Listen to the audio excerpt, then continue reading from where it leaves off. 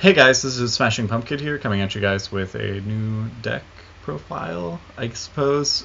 This is something that I've just been trying recently. I'm really struggling to create kind of interesting content for you guys for this YouTube channel. My friend Paige messaged me pretty recently and just said that I just need to throw out deck profiles or whatever and hope that, I can kind of build momentum from there, just play a lot and see what happens from there. So that's kind of what I'm doing. I have a couple of decks built, and I've been playing like somewhat regularly on the rated ladder. This is like one of the more casual decks that I play in unrated a fair bit, and it's something that I enjoy quite a lot. I just play quite a few monsters that are pretty normal summon reliant. Like the level 2 guy is like very cool.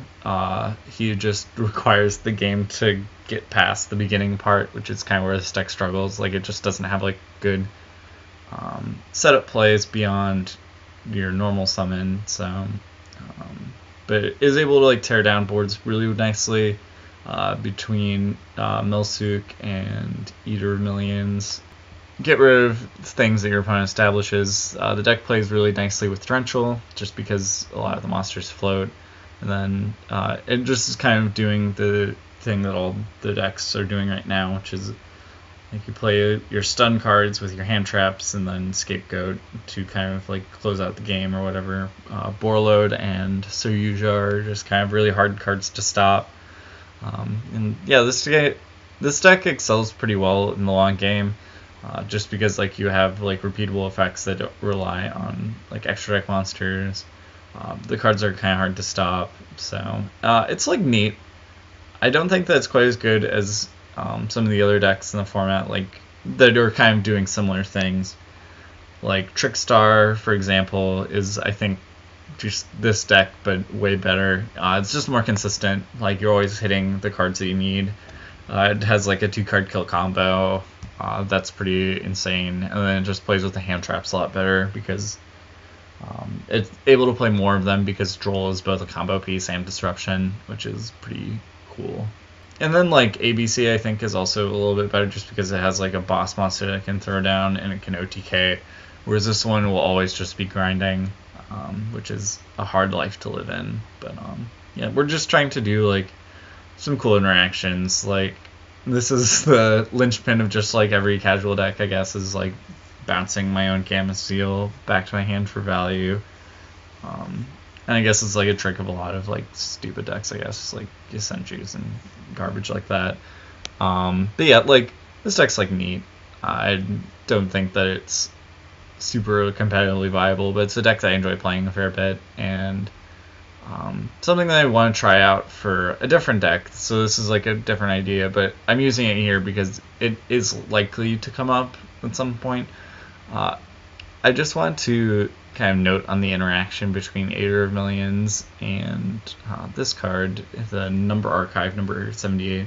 This is a card that I just kind of have a soft spot for in my heart anyway. Just kind of the theory behind it is, like, if you're not a super extra deck reliant deck and you play a lot of level 1s,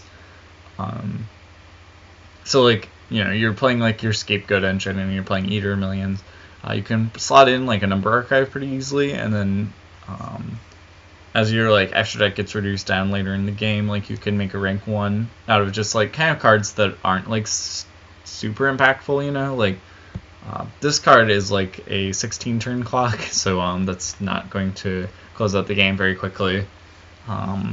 Even if you do happen to have 2 of them on the board, that isn't like, that's not great if you've reduced your opponent down to like nothing. So just a way to like close out the game a little bit quicker is like you can use like Number Archive and go into like a big beater as the game drags out longer. So that's just something that's kind of like food for thought, because you can kind of sculpt your extra deck with the Eater of Millions.